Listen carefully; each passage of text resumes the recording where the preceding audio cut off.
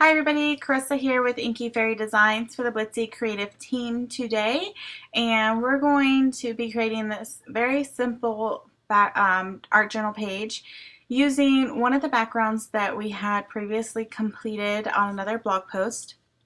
So that's the background we completed. It has some different scrapbook papers on it. And this is one of my favorite ways to pick out a color palette is by using the colors in a pattern paper pack to bring that into your art journal page.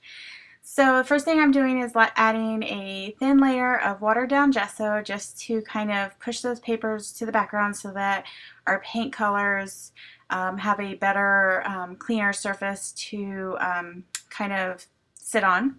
And I picked out some colors from the Dina Wakley media line that match the colors in this pattern paper that I used. And I used blushing, turquoise, evergreen, and gilt, which is my absolute favorite metallic from her collection.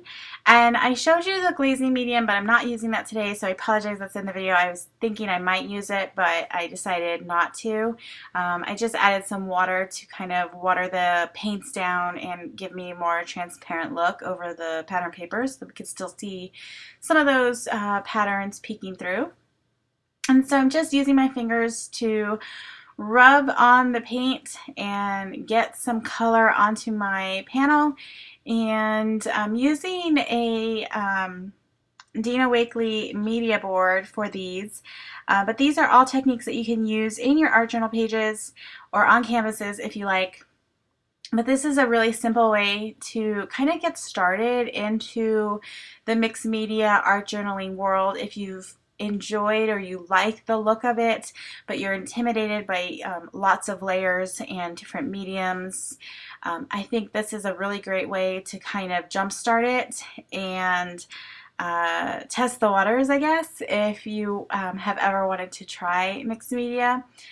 Just by using the colors that are already in the papers, because those colors are already meant to work together and they usually look beautifully together because that's why we're picking up all of those papers. You can bring out those colors into your art journal pages, and it also helps me. Sometimes I get into like colors that I really like and I use them all the time, and I want to try a different combination. I'll look at my pattern papers for inspiration for that, because I know those colors are all going to work together, and I can just pick out paints that kind of are similar or match and go from there. So I'm just adding some more of the paint around the edges. I wanted it to kind of go onto the white space a little bit just to add some different layers and dimension all along this page. And I wipe away some of it, some of the paint with a baby wipe if I want that pattern to show through a little bit and it got a little heavy. Oh, and another thing that I wanted to say, you can see I mixed the evergreen and the turquoise together, and that gave me the really pretty mint color that was in this collection because I didn't really have a minty green color, paint color in my stash. So this is a way that I was able to achieve that color using the colors that I already have. So don't be afraid of mixing paint colors to get a new color.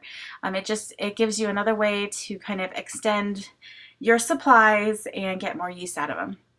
So I'm taking this Dina Wakley Night color, and I have one of her fine liner tips on this bottle, and I'm just outlining the circles that I have on my page. I just wanted to give them a little bit more definition and bring them out a little bit more, and I love the way this looks because it gives me another layer, but I'm still only using paint, and the fine liner tip gives us a different texture than if we were to use our fingers or a paintbrush, because it kind of gives you a little bit more dimension.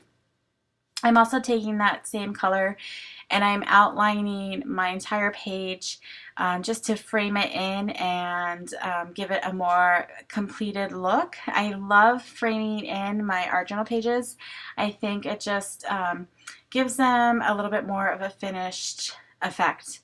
So I'm taking some of these Tim Holtz stickers, I think it's from the Small Talk collection. I'll have a complete list of all the supplies that I'm using today on the Blitsy blog.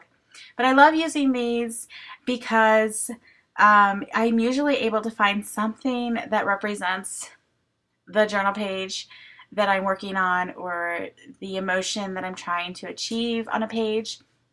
And even though they're sticky already, I like to put a layer of decoupage on the bottom and on top just to make sure that they're going to stick and not fall off in the long run. And also I encourage you guys to use the sticker letters or anything if you're new to journaling and you aren't comfortable with putting your own handwriting on your pages. This is a great way to kind of add a little bit of journaling or titles onto your pages without having to use your own handwriting. So I'm outlining the edges of these stickers with a distress crayon in Hickory Smoke. This is my absolute favorite neutral color. I'm so glad that it came out in a distress crayon because I just love the ink and I love the color. And this makes the stickers kind of melt into the page so they feel part of the piece instead of something just added on, slapped on.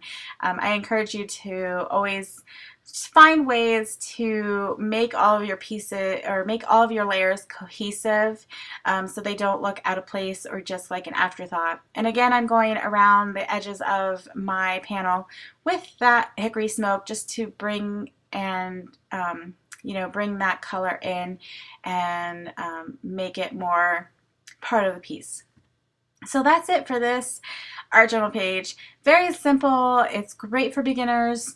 Like I said, you can use the paper or the colors in your paper collection so you don't have to think so much about what colors are going to go together or what color should I use.